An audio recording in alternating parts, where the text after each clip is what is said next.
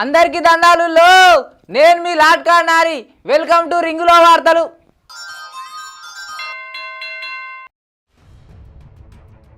Congress chief పేరు రాహుల్ వించి. గదేందనుకుంటురా ఎట్లా? రాహుల్ గాంధీ మాకు తెలియదా? ఈ ముసలోడు తప్పులు చెప్తారు అనుకుంటురా ఎట్లా? ఎండాకాలం పూట ఇది నేను చెప్పే జోలి కాదు. రాహుల్ గాంధీ కుద్దు చెప్పిండు.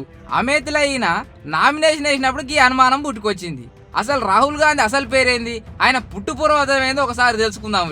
కాంగ్రెస్ చీఫ్ రాహుల్ గాంధీ ఎప్పుడు ఎన్నికలు వచ్చినా గానీ పోటీలో దిగి అవలీలా గెలిచి వచ్చేది అమేథీ స్థానం. కానీ ఇప్పుడు ఆయనే ఆటుపోట్లు ఎదుర్కోక తప్పుతలేదు.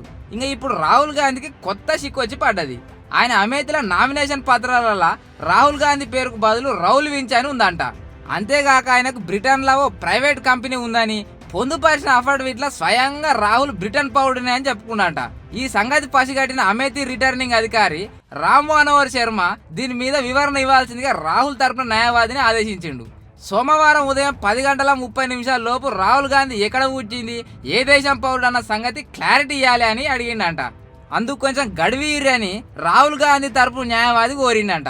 ఇండియా పౌరుడే అయితే ఆ సంగతి చెప్పుకుంటేందుకు గడువేందుకు అది గంటలో చెప్పొచ్చు అని ఉత్తరప్రదేశ్ రాజకీయ పార్టీలు సురుకలు అంటిస్తున్నాయంట.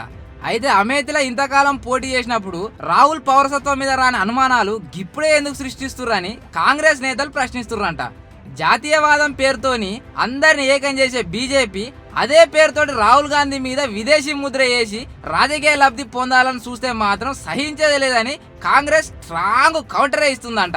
అయితే రాహుల్ గాంధీ అమేథీలో బరిలో ఉండేది లేనిది సోమవారం నాడు తెలిసిపోనున్నది.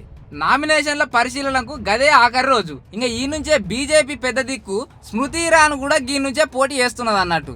కానీ ఆమె అఫిడవిట్లో 99 తప్పులు ఉన్నాయి. దాంట్లో ఎందుకు పట్టించుకుంటలేరు, రాహుల్ గాంధీ మీద ఎందుకు కన్నేసిరు అని కాంగ్రెస్ నేతల కోపం అంట.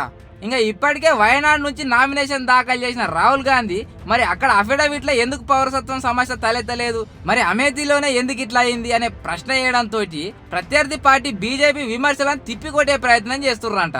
మరి రాహుల్ పౌరసత్వం పైన, ఆయన అసలు పేరు పైన అమేథీ ఎన్నికల అధికారులకు క్లారిటీ ఇవ్వాలి. లేకపోతే ఇప్పటిదాకా కాంగ్రెస్ చీఫ్ రాహుల్ గాంధీనో లేక రాహుల్ వించినో ఏ పేరుతో పిలుచుకోవాలనేది కాంగ్రెస్ శ్రేణులలో కొంత కన్ఫ్యూజనే ఉన్నట్టున్నది. మొత్తంగా ఎన్నికల్లోపు కాంగ్రెస్ చీఫ్ నామోదయం కరెక్ట్ గా ఎవరు కనుకొని చెప్తారో చూడాలి. ఇంకా దీని మీద రాహుల్ గాంధీ ఏ విధంగా రెచ్చిపోతారో కూడా చూడాలని చాలా మంది ఆత్రంతో చూస్తున్నారంట. సుశీరా ఎట్లుంది మన ముచ్చట? గిజోండి ముచ్చట రోజు మన రింగ్ లో దిస్తూనే ఉందాం. మీరు మటుకు చూస్తూనే ఉండరు T10 రింగ్ లో వార్తలు.